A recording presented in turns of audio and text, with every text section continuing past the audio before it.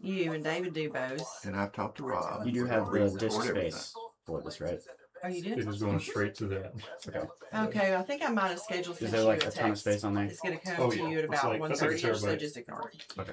We're not streaming it And super then I high sent quality, you the and darker even if Christy Crow white we had it higher quality. thing to send her. Yeah. Meanwhile, Axel might just get me logged in. We'll see. Actually, Make sure everybody stands really close together. It's hot in here, y'all. Is this closed or open? Can you see? Gabriel, will you look and see if that vent's open or closed? If it's closed, we need to open it. And that's, we do it with that stick if it's closed. Ready? Good afternoon and welcome to the Noon Show with Lisa and Johnny. We are coming to you live and streaming everywhere. The Noon Show airs Monday through Friday from noon until 1 o'clock Central Time. Each day, we bring you engaging conversations, fresh perspectives, and stories that connect us all. Johnny and I would like to invite you to join us along with today's show guest, Lee Garrison from Mesereau. So, for today's conversation, pull up a chair, sit back, and relax. And now, without further ado, here's Johnny. and welcome everyone. It's Hump Day in Tuscaloosa, and that means we're sliding into the weekend already. But what a gorgeous day in T-Town today. Hope you're having a wonderful, wonderful time. Time to sit back, relax, enjoy some fun radio with Lisa and I. And we appreciate you being here wherever you are, whether you're in T-Town, around West Alabama, or somewhere across the nation.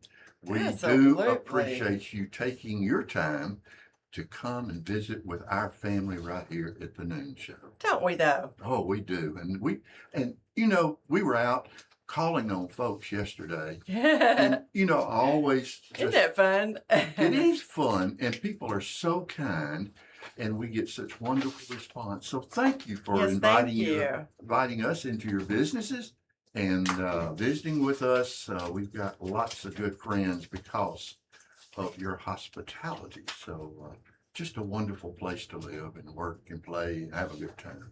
Yeah, I wonder where on earth is Cousin Russell? Have you heard lately? I was just wondering. He was listening to us from Montgomery. Yeah, he's What, in yesterday? Mobile. I think Oh, he's in excuse me, Mobile. My bad. I knew it was Mobile. Yeah, I think he's got a project going on down there. Do you think he's led any other cousins to listen to the show? Knowing him, you bet he has. I bet he has. Yeah. I suspect Shout he's out. got some of those folks up in Indiana listening to us too, Probably so. because we're going up to visit them. And You know, Cousin Russell is a big time hero up there. he is. And, it hit me. We're doing that live remote up in Indiana for the Mayberry Fest. Yes. And that's on a Friday. We usually have Fridays unplugged. So I was wanting to I want to start the conversation about how to address that. Yeah. I think part of it's going to be talk, but part of it should be Mayberry style music. What do you think about that, Johnny Rocket? I think a little fiddling, a little harmonica playing, maybe the Darlings, maybe the Darlings will be there. How about some whiskey jug? Whiskey That's a jugs. real thing, right? Yeah. Yeah.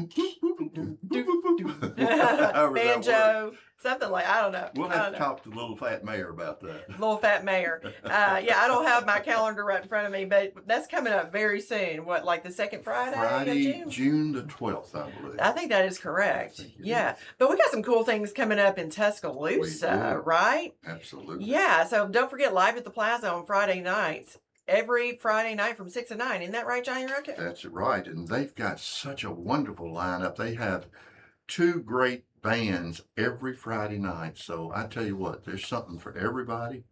And when you go out there and everybody's got their lawn chairs and blankets and little coolers with them, it's just a wonderful community gathering. I think we get out there and just exhale collectively, I right, think- as a community, and just enjoy. I think you're right. And just enjoy the moment and the live music and the ambiance and just the togetherness and just, Yeah. hey, we get to relax for a minute. Well, another place to go to relax is out to see our good friends at Theater Tuscaloosa They tomorrow got something night. tomorrow. I was going to say, Johnny Tomorrow Rocket, tell everybody what they're doing out Yeah, there they're tomorrow. doing- This is cool. This is, I think it's a new initiative for Theater Tuscaloosa. It's called Curtain Yeah, it is. Up. And it's tomorrow night. And what it is, they're going to announce their new theatrical season for 26-27, but they're going to do it on stage using a lot of different of their veteran experienced actors acting out just a piece of each thing they're going to do in the new year. So it's going to be a great show, and tickets are available, and it's tomorrow night. How do I get 7:30. tickets though? How do I get my tickets, Johnny? Well, you know our good friends, theatertusk.com, Oh. or call 205-391-2277. Oh, okay. I bet Charles Gotcha. Prosser will actually answer the You phone. think so? I He think he might. will. You know, he might. You never know. You never Every time I know. call, I think it's Charles that answers. Is it really? One of our great actors, great friends. He's one of the absolute tippy top best. I always enjoyed Charles Prosser performance. This looks like to your point, go relax, enjoy some great theater, and find out what's going to be happening over the next year. Yeah, I want to review that list. They have that cast list up for Yeah, Big Fish. They do, I'm yeah. trying to recall, but they've got a good mixture of Gosh. like veterans and Yeah, the newcomers It's like as well. 30 or 40 people. I mean, it's Yeah, a big cast. Summer blockbuster. Again, if you're interested in that, also just call the box office at 205-391-2277. And also coming up this weekend Mm. is the Kentucky Art Market. Yeah, I was going to ask you about that. I've never been to that. Have you been to that, I Johnny? have been to it. Can you tell and me, what do they do there? I see that it's, 8:30 to 1 or It so? goes for a long time. Oh, And what okay. this is Kentucky Queen City. This is their facility right across from River Market. And they have art displays. They have art projects. There are Okay, kids gotcha. things. There's some hands-on kids things with art. Okay. So it's a really cool thing. It's free. And you can go visit. Matter of fact, that's a great thing to do. You can go to River Market across the street and go across to Kentucky Queen City or vice versa. And it makes for a wonderful morning. Because that's a Again, Saturday. That's perfect. It's Saturday morning, and you can Hey. relax with that. No, I love the way they've set that Yeah. up. That's seamless. It's That very, is very fabulous. smart. Very smart to do that. But I want you to tell us about one that you've been talking about. That mom prom. The mom prom. The mom prom. The mom prom. So this is to benefit foster care. So the mom prom is on May the 30th, and it's at the Bryant Conference Center at 6 p.m. Okay, ladies, this is our time. So it's a ladies' night out. What we're going to do, we're going to dress up. We're going to show up at the Bryant Conference Center at 6 p.m. And but don't show up without your tickets. Tickets if possible. Go to TuscaloosaAngels.org/mom-prom/. So get your tickets. It's for a good cause, benefiting foster care. Just, deck yourself out and get ready for the following dancing, because we're gonna be throwing down, right? Laughs, and of course lots of food, and we're just gonna have a good time. Yeah, it's for all you And ladies. it's all for a great cause. Yeah, us guys don't get to go. Yeah, well, that's on May the 30th, y'all. I'm not sure if I said May the 30th, but that's, again, at 6 p.m. at Bryant Conference Center. And yes, that is the mom prom. But here's something that's for everyone that's earlier in the day. What is that, Johnny Rocket? Well, if you haven't heard about it, because the buzz is a buzzing. Yes. The first annual inaugural Deviled Egg Throwdown. Sorry, I just had to say it. I love saying it like that. Deviled Egg Throwdown. Deviled Egg Throwdown. My first charity fundraiser, and I love the committee because they're the ones who made it all happen. I saw several of them this morning. Yeah, you did. I I know did. you. I was Well, I busy. knew you were going. Yeah. But we got several things taken care of this morning, and it is shaping up to be so much fun. Yeah, it's a lot of fun. But this is a fundraiser for the bookmobile Yeah, for that's Tuscaloosa Public I Library. was by, and shout out to Marty. Ball. Yeah, Marty was. I got to visit with her at the library for a few minutes, and she was making the tokens for each person that registers and comes to it, because they're going to they get to drop that in to vote for their favorite deviled egg. That's right, because there's a People's Choice Award. Yes, that's right. So you buy your ticket. What you're going to do is go on Eventbrite.com. Make sure your location is set on Tuscaloosa. Mhm. Just type in the words Deviled Egg Throwdown. Again, this is on May the 30th. It's going to be at Druid City Brewery from 2 to 4 o'clock. So when you go on Eventbrite, get your ticket. That ticket is going to entitle you to get in the door, so to speak. It may actually be outside. We're not sure, weather permitting. You will be able to taste and vote That's right. That's right. And also a chance for $1,000 BF Goodrich tire certificate. Yes, just by buying that ticket, That's all you you are gotta do. in a drawing. You can also get tickets at the door. That's right. That's right. But that's for the People's Choice Award. We will also have a panel of judges. Stephen D.C. will be there. We have Elvis's second cousin, Edie Han. That's We right. have Russell L. Estes. Shout out to Mhm. all of you. And they will be there to decide who will take the Golden Egg Award, right. which is an award for culinary it's gonna excellence. look good. Culinary excellence. That's That right. is the operative We've thought seen here. kind of a mock-up. It's going to be something you want to display. You're going to want it. Yes. So remember, Yeah. we'll have, don't we'll have live music too. Yes, courtesy of Harrison McCullough. Yeah. Thank you for that. Yeah, Harrison's He's giving us. donating his time. He is indeed, and we appreciate that. So, But don't forget, Johnny, you get bragging rights too, you do. regardless. Yeah. Even just participating. Well, I was in the first annual. Just think about it. There's an And won employee it. and won it, either the overall prize or the People's Choice. Either one. Bragging rights. That's Yes. right. So really catching on. Everywhere I stopped this morning, people knew about it. And that's good news. But folks, you need to get your tickets. By the way, I tested Eventbrite. Works perfect. No problem. You can go on. Good get job, that Johnny ticket Rocket. Really easy. But get those tickets now because we don't want to run out of deviled eggs. So we got to know who's coming. That's right. That's right. That's right. So it's going to be a fun time, everybody. Yeah. So So, we've actually got an important, it's a public service announcement to make on behalf of the Bearfield College of Arts and that's Sciences. right. This is for Alabama families. Here's an important opportunity for older adults across our state. That's right. The University of Alabama Capacity Clinic is offering free capacity assessments now through the end of June for our older Alabama residents. That's right, Johnny. Okay, these are also, we need to know these are no cost evaluations, so that barrier has been removed. Mhm. And this is to help individuals and families better understand a person's ability to live independently, which is extremely important. Yes. And we say live independently safely, right? Yes. And make informed decisions and reason through everyday options as they age. Yeah, it's such an important cause. And the clinic is going to be operated primarily by graduate students from the clinical psychology program through the Bearfield College of Arts and Sciences at the University of Alabama. Aren't they?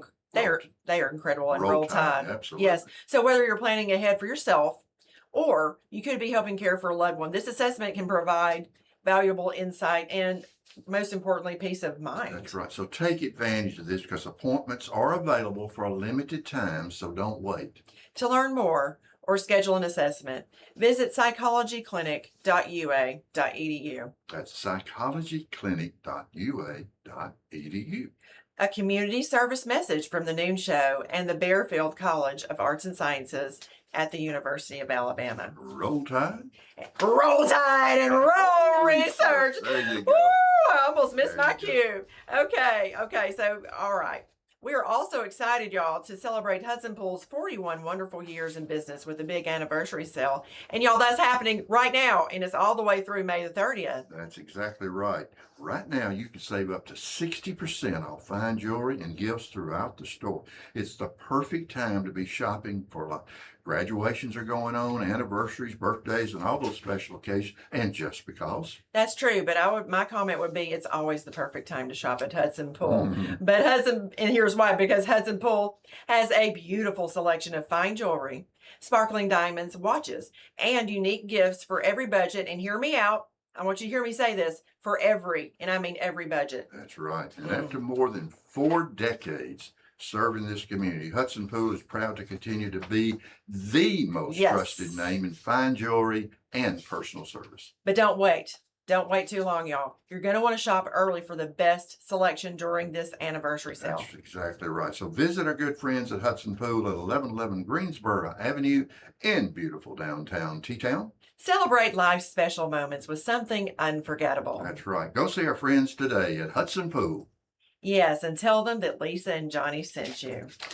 Yeah, and happy anniversary. Okay, we've got Lee Garrison in the studio with us today from Yeah. Mesero, and we're going to talk about of course, that the Mesero comment that's just the tip of the iceberg when we're going to reveal what we're talking about when we say that. When we come back from the break, let's go pay some bills. You've been listening to the Noon Show on FM 100.1. Don't go away. We will be right back.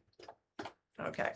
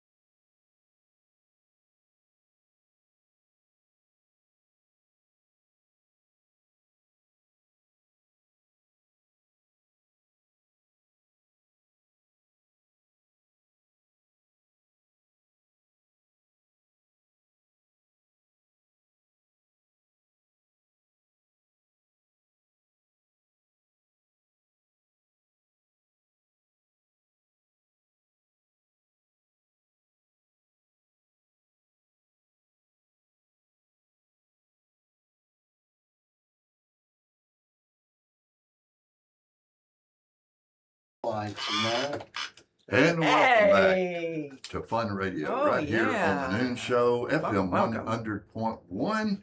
And we're so glad you're with us today. And we have got a good friend in the studio, and we're going to be talking about education today. Yeah. And Lee Garrison, always good to see. Lee's over here kind of marking some numbers, and he's going to be joining us in just a second. But if you don't know Lee, you've been living under a rock. That's right. And I've known Lee for a long, long time. And y'all might not remember, Lee Garrison, he's young. Are you 40 yet?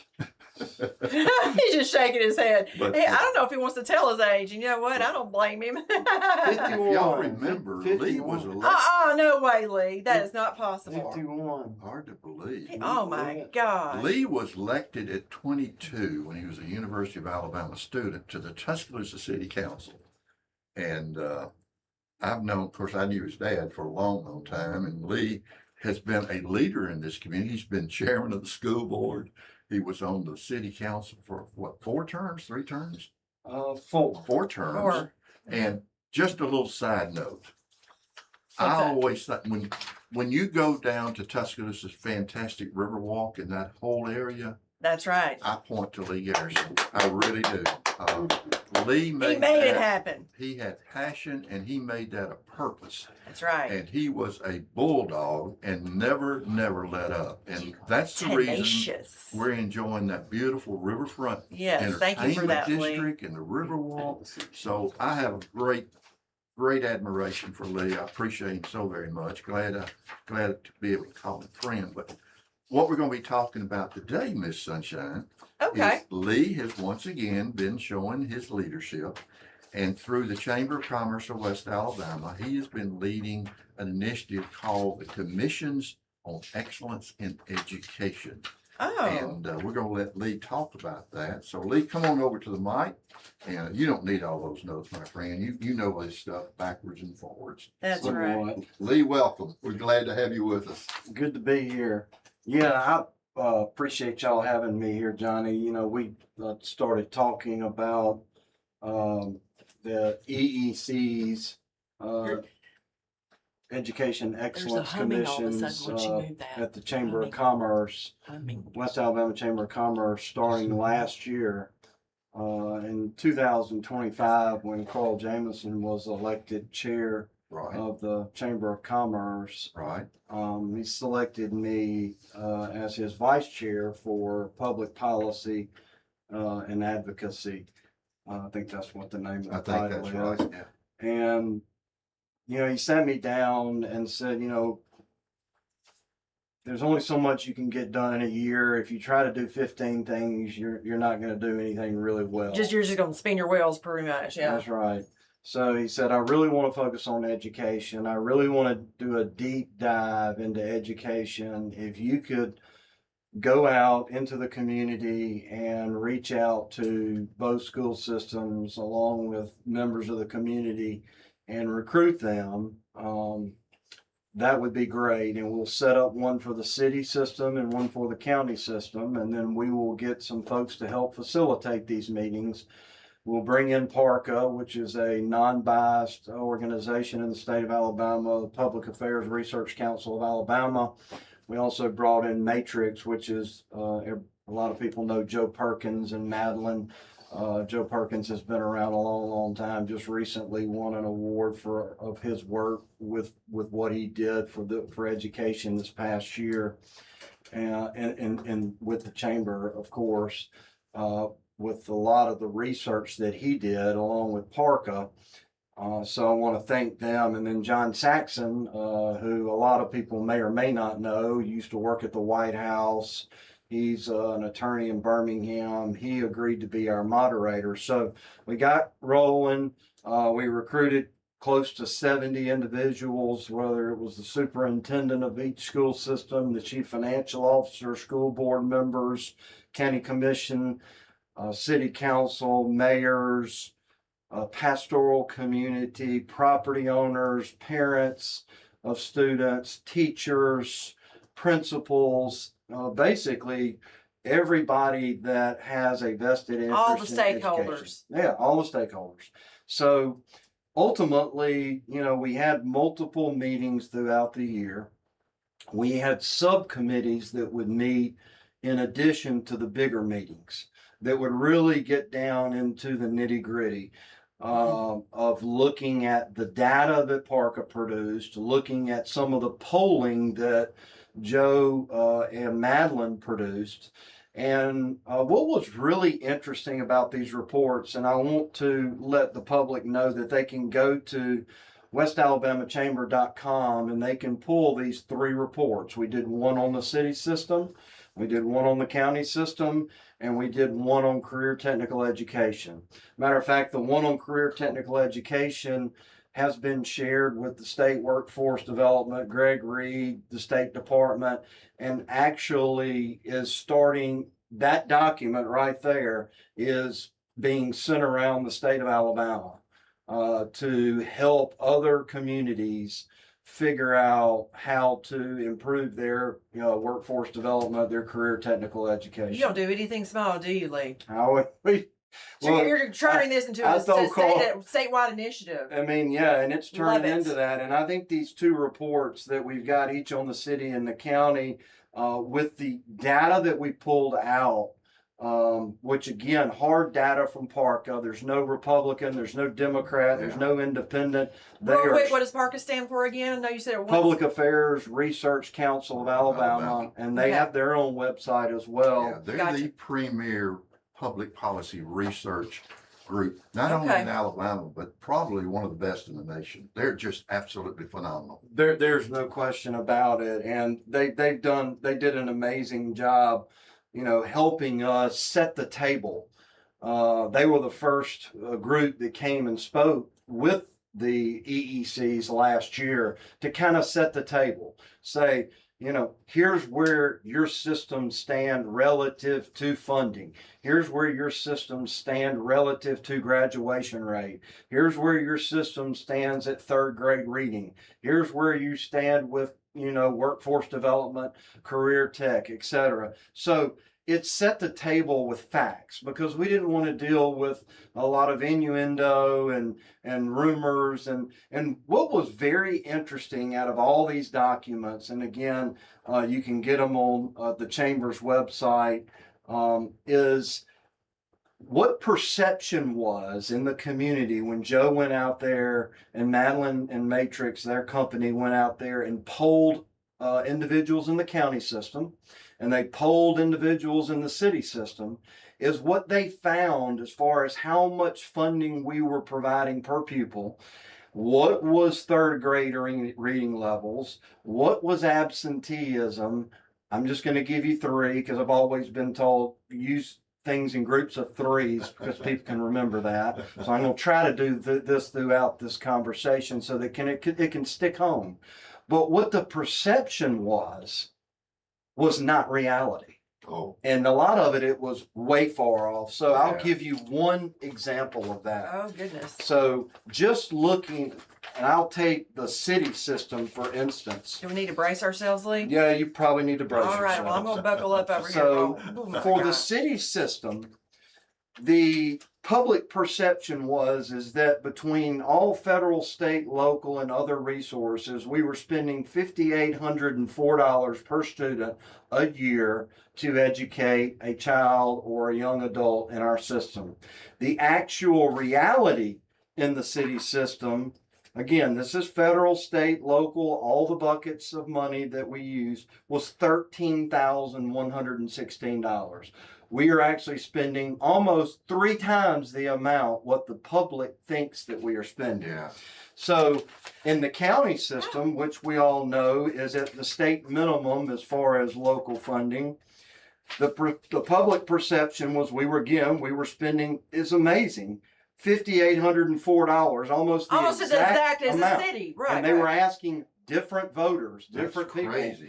And we are Wow. actually spending $10,701 per pupil in the county system. What would account for that public perception anyway? Wow. If someone asked me, I would never come up with $5,800. I mean, how do they come up with that? Yeah. Right? That's my first question. I think they gave them a range, They gave them a range and they let them Right. guess. I got then you. they gave them a Well, guess. Knowing their polling process, I suspect it wasn't, but it is pretty amazing that it was so close. And it goes back to that Yeah. old adage, perception Right. is not necessarily reality, folks. that is the truth. That is the truth. And then, so what about go to local dollars per student, okay? Okay. This is local money that we are raising ourselves, not federal dollars, which pretty much the federal dollars are used for specific programs okay. for children that are in high need of certain services, whether it be English language learners.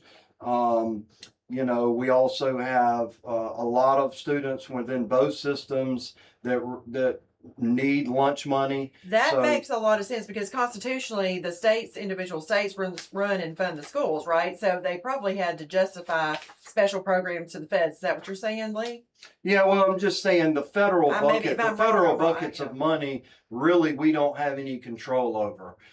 There's It is been a very lot of talk, and controlled. we talked about that when we were on here last time, because there was a lot of talk with the recent presidential election. Were they going to do away with the Department of Education and just block grant some of those monies down to the states?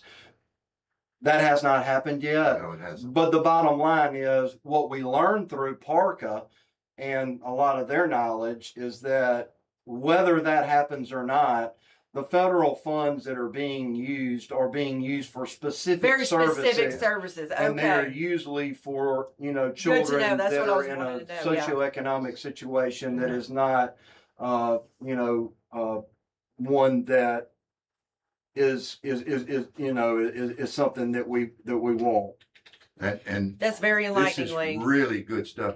Lee, we're going to take a quick break. We're going to continue this conversation. You don't want to miss this, folks, because No. I've had a chance to read these reports. This is really important conversation, and we appreciate Lee Garrison. Look, being- Lee's been out there. Not only is Oh, he yeah. making it happening, he's got his hands all over it. No, he's doing the He is. analysis and he's He is. spoon feeding the information to us. So you're not going to miss a single That's moment. right. You've been listening to the Noon Show on FM 100.1. Don't go away. We will be here right back.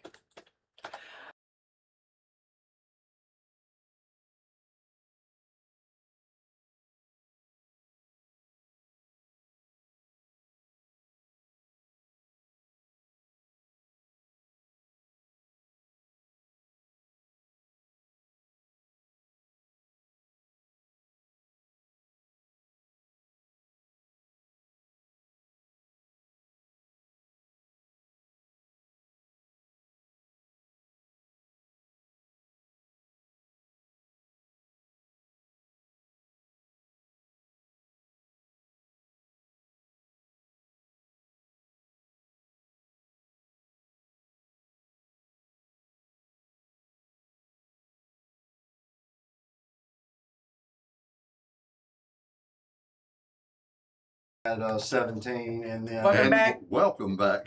go. Jinx. Gotcha.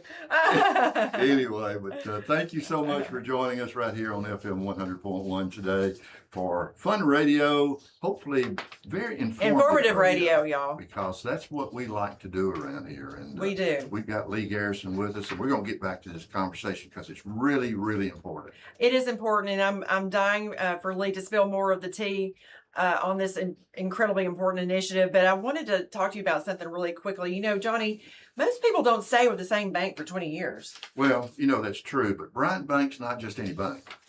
Okay, but what makes it different? Very simply, it's trust. They've been consistent from the day they opened their door almost 21 years ago, and that matters to a customer. Well, yeah, it really does. Yeah, and you know what to expect. They're very friendly people, very professional, clear answers, and it's real help when you need it. No surprises and no confusion, right? Exactly. Just good service every single time you walk through that door. Well, that's what builds loyalty. And that's why I've stayed, and hundreds of others have stayed for so many years. You can visit Bryant Bank in any one of their beautiful locations, North River, Northport, and beautiful downtown T-Town, or online at bryantbank.com. And remember, Bryant Bank is an equal housing lender and a member of FDIC. Go see our good friends at Bryant Bank today. Yes. So we're with Lee Garrison, and Lee, let's continue this conversation because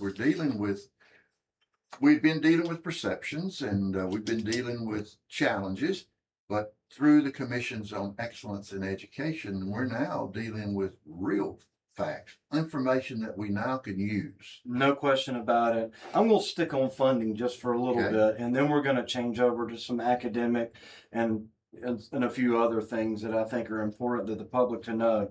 So we talked about the total spending just now, that it was basically the perception was we're spending a little less than $6,000 per student within each system, and we're actually spending more than double that. Now that includes the state foundation money, which is state funding, which is the majority of all of the funding for every school system in the state of Alabama. Then you've got local funding, which the minimum you can tax your community is 10%, and we're at the minimum in Tuscaloosa County. We're at 15.5 mils in the city of Tuscaloosa, so they obviously have more local resources. And then you have the federal resources that we talked about that we really don't, no school board really has much say on where it goes. And those are for English language learner programs and other programs to help students, especially in poverty situations. So let's look at local dollars. Okay, let's take that one bucket out. So basically, if you look at the county system, the local dollars that we spend per student are about $1,500. Gulf Shore spends about $11,500. Oh my What? goodness. 10 times. I mean, you know, the amount. Well, not 10 times, 7 times the amount. Well, still, Okay? it's Just to huge. give you the average in the state of Alabama for local dollars per student is $1,888. That's local money that we tax ourselves to fund education. Hmm. All right. That's a misleading number in a lot of ways because we've got 40 rural counties, and that takes that number, I would think, pretty low. Yeah, I mean, the average in the state of Alabama is $1,888 for Yeah. local dollars per student. Yeah. We are spending around $1,500 in our county system. And our city system, we're spending around $3,000 per student. So basically double the amount Yeah. of local dollars. And again, Gulf Shores being one outlier and, you know, one of the newer systems, they are taxing themselves at $11,500 per student That's for amazing. local funding. Now, there's a lot of condos down there, and there's a lot big real estate down there. Yeah. So again, it's an outlier, It is. but I will say $1,500 a student in the county system, $3,000 a student in the city system. Those are hard facts. Yeah. So what was interesting is that on the public perception side of this, so I'll stick with the county ledger right now. Does the Tuscaloosa County system need more funding? 73 of respondents said yes.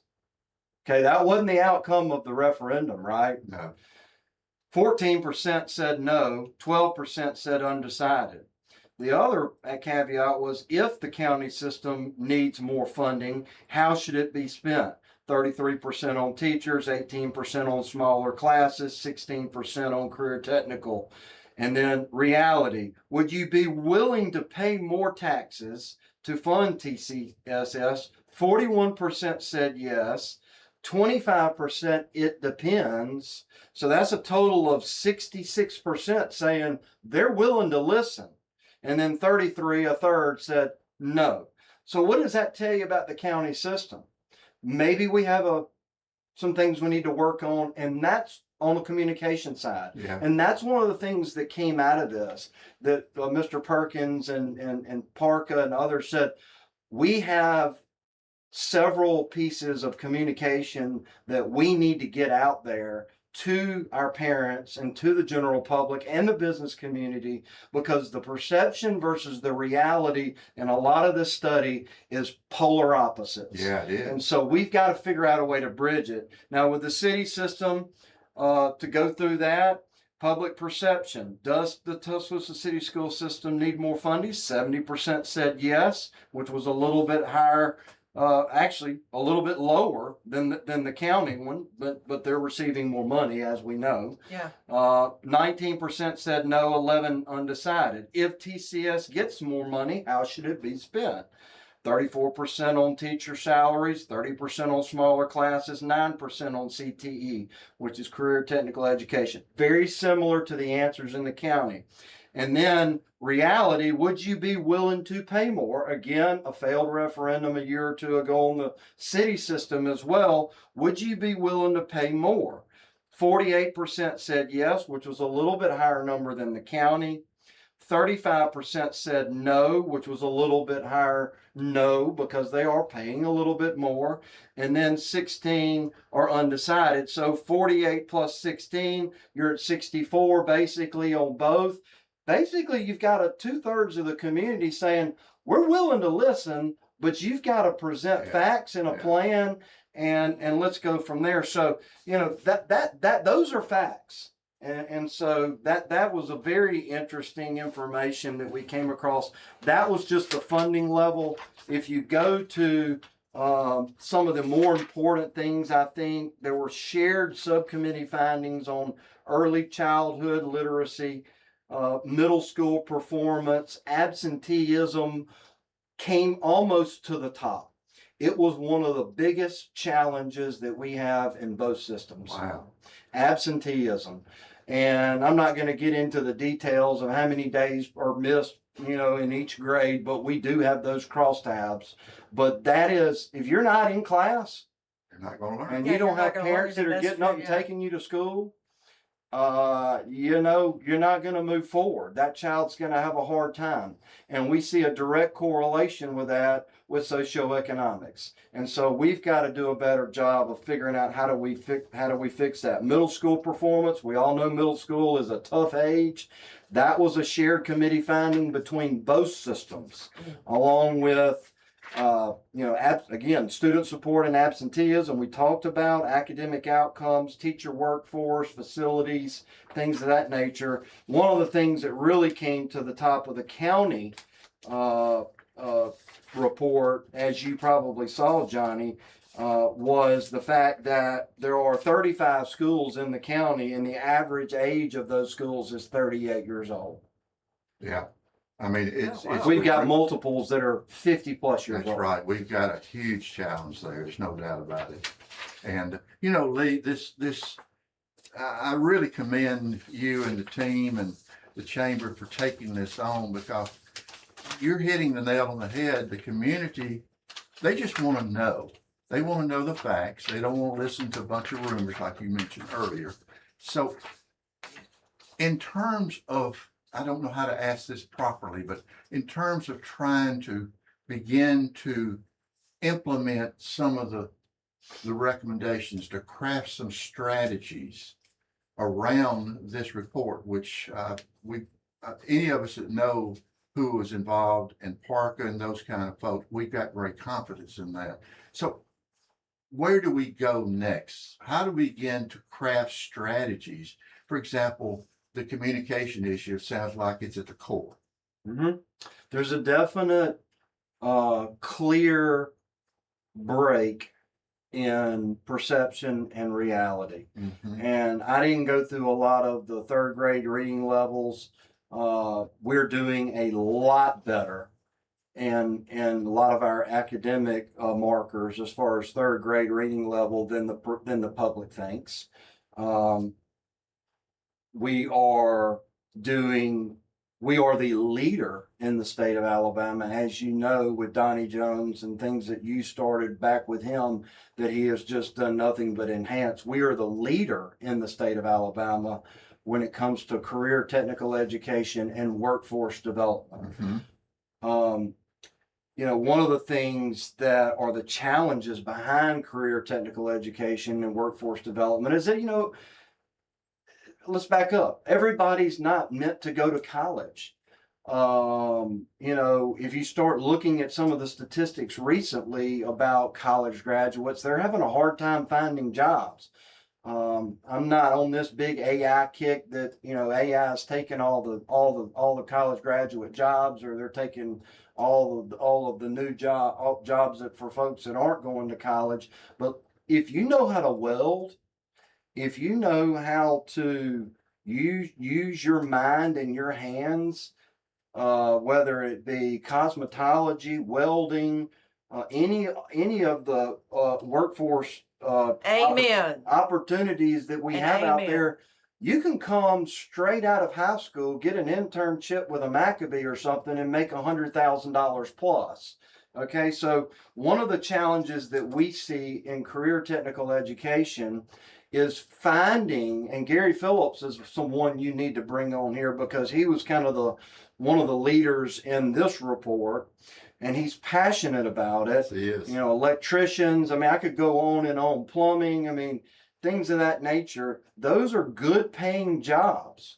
But one of the challenges that we see is, instructor recruitment and retention, counselor accountability, program alignment with industry needs, credential relevance, structural barriers related to scheduling and transportation relative to getting that student from school A to the career tech school or however it may be.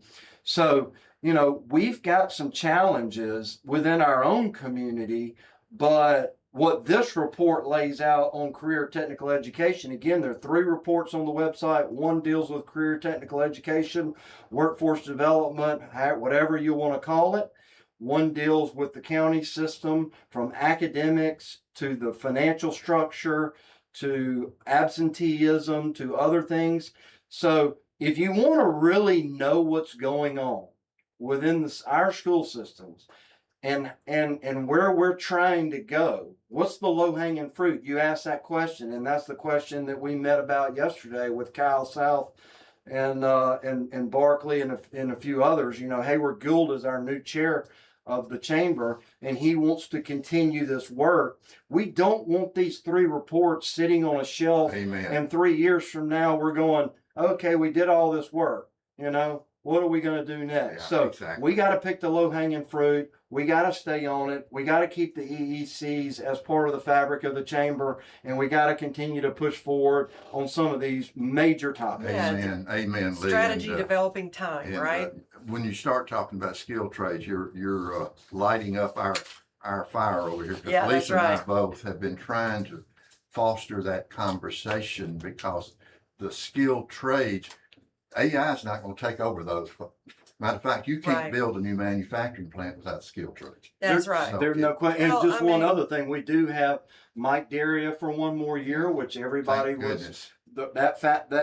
That continuation. One of the reasons why I think he stayed, and he hasn't said this, but maybe he did say it, and I just I'm now remembering it. He liked what the chamber was doing and he wants to continue this work. And then we have Dr. Daniel Bray, who's the new superintendent of the county system. And they also just hired a new chief financial officer, Sherry Langley from Muscle Shoals, who has a lot of experience. The county system, I've looked at their audits. They do a lot with a little. With little. And we can do more. We're going to talk some more about Yeah, this. we're going to get right back to the conversation. Let's go pay some bills. You've been listening to the Noon Show on FM 100.1. Don't go away. We will be here right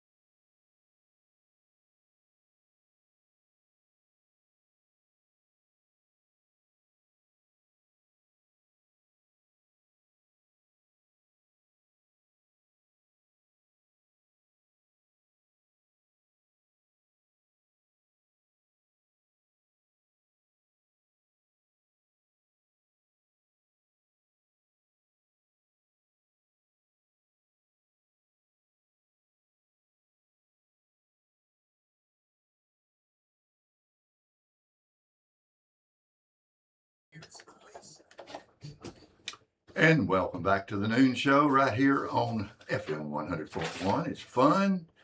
It's creative. It's fun. I mean, it's just so good to have our good folks come visit. To become one of the things we try to do is inform the community, and Lee Garrison's It's a doing that very today. informative conversation, isn't He's it? telling us like it is, and he's got facts to back it up. So, Lee, thank you for being with us again today. We're only going to have a few minutes left, but we do not want to stop the conversation. Yeah. So, Lee, you were talking about some of the next steps, and I think our audience is going to ask, okay, what's next? What can I do to get involved and maybe to help move this process? Because you said it very well. You know, sometimes these reports get on shelves and they're still there about 10 years later, and we haven't done much with it. But that's not what you guys at the chamber are talking about. No, it's not. And, you know, one of the things I want to brag on is, our systems are doing a lot of positive things. We have been very fortunate. When I was chair of the school board, we were able to hire Mike Daria. That was well over 10 years ago. The average life of the superintendent is about 3 years in the state of Alabama. So before they even figure out where the community is and where they want to go, they're already gone. It's either board politics or whatever it may be. We do have, different governance structures within school systems right now. You got elected boards with elected superintendents, so you've got politics involved. You've got appointed boards with appointed superintendents. You've got a lot of different changes. Now, there are just now a few elected superintendents, and that number is dwindling. Yeah, it is. And, everybody has different opinions on that, but you are seeing more school boards going from appointed to elected. And look, sometimes, as my friend says, I won't repeat his name, when we were talking about the PSC issue earlier this year, and they were debating on whether or not it should be appointed or elected, once you put a position out there to be elected by the people, it's pretty dadgum hard to pull it back and say we're going to say we're appointed, because it might be good policy in certain areas, but it's not good politics. No, it's not. But I will give you just a quick reading on like third grade reading proficiency, which is frankly where we can determine as a community, and really any school system in the country can determine how well a student is doing at third grade reading level will determine their outcome of their life. I'm sorry, what did you just say? Say that again. So there are multiple studies out there that say if you give me a third grade reading level of an individual student, I can pretty much predict to you with pretty much certainty where they will end up in their life. That's from multiple sources. I'll be honest with you, I was wondering why are we referencing third grade reading levels? Okay, so that really shines a light on that question. It's a basic fundamental skill, obviously, and it's a lifelong needed skill. And so you're saying that's where it really starts to click, the really foundational part. Is that what you're saying, Lee? Yeah, let me add, because Lisa, you're bringing up a very important point. Wow. I've been involved with literacy for a long time. We've known for a long time that at the third grade, what happens is up into the third grade, you're learning to read. Okay. At the third grade, you pivot and you begin to read to learn. Mm-hmm. And research does back that. That is actually factual research based. And so Lee is exactly That's science. right.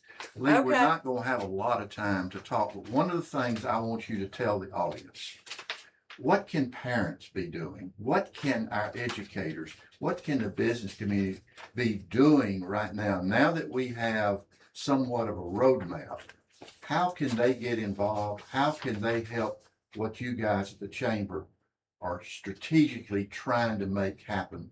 Tell the audience how they can be involved in this, what I think is a very pivotal effort. Right. I think the first thing that they need to do is they need to download these reports, and they need to look at them if they're interested in trying to figure out what is really going on within our school systems and what is going on specifically with career tech as well.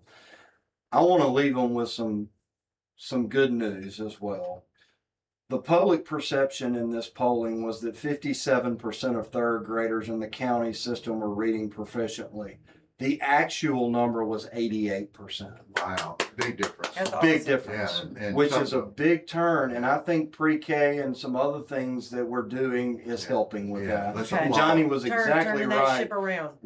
If you're learning to read instead of reading to learn in third grade, Okay. All right. there you are. And then if you look in the city system, the public perception was 59%, which was very close to what the county polling was. The city polling was 59% of third graders in the Tuscaloosa City school system were reading proficiently, and the actual number was 90%. Okay. So Very close. we very are close. heading in the That's right all direction. positive. That's all positive. And so, I would say continue to get involved in your school. One of the things you're going to read in this report is we don't have enough parental involvement. We have an absenteeism problem. We obviously, have a facility problem in our county system that we don't know we haven't solved that riddle yet. As I mentioned to y'all earlier, our property tax assessments now are happening annually, and you're probably seeing that your property is now being appraised at what it's actually probably worth. And so that there's a 7% maximum that they can go up on your taxes. So you don't have to worry about that whole value being coming out of your pocket in year one. But, property tax assessments are finally being assessed at what the real values are. So that will obviously help with property tax revenues within both systems. But the next big thing to look for, and as you asked, to get the community involved, is where is SSUT going? And Mayor Maddox and many other mayors and many other people in this state have been talking about SSUT. That is the internet tax. There you go. And if you look at communities, and y'all probably are doing, all these listeners, they got Amazon boxes on their front porch today. That money is not going to the city school system or the county school system. Half of it's going to the state, and the other half of it is split between various cities and counties. None of that money goes to education in any board in any state except for one county that got ahead of it and got their state senator to do a special law. So what you're going to see happen, and what you need to talk to your legislators about, is what is a fair share of the internet tax for our schools. Because at the end of the day, we're sitting here today, but in 5 years from now, and in 10 years from now, and in 20 years from now, there's going to be more and more DoorDash, Kroger Delivery, Amazon. All of that is being taxed at 8%, which is lower than our current rate in our city. So therefore, our brick and mortars, our Hudson Pools, they don't have a level playing field, and we need education to be a part of the next legislative session with SSUT. That's right. Quickly, Lee, where do we download those reports from? Because I would like to read them one more time. If you Google Chamber of Commerce or West Alabama Chamber of Commerce, pull up the website, and you can find them there. Yeah, WestAlabamaChamber.com.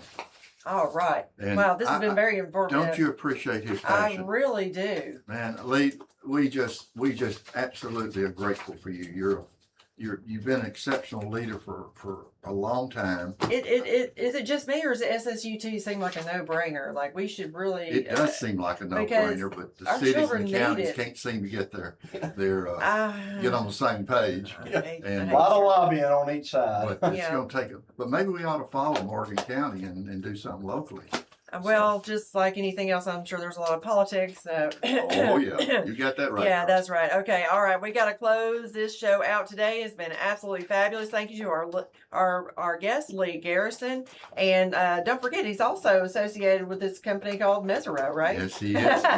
Folks, a little plug for Mesero, an They got their investment banking firm. Got their office right here, serving all of Alabama. That's right. And we will be opening up our office on the top of Bryant Bank, who Downtown. y'all obviously discuss on your show, and They're we will one be of on our the big sponsors. third Yes. floor. And I want to thank them and Scott Phelps for supporting me during this transition in the last 6 We months. look forward to your Okay. success. All right, guys, we're closing it out for Johnnie Aycock. I'm Lisa Jones signing off.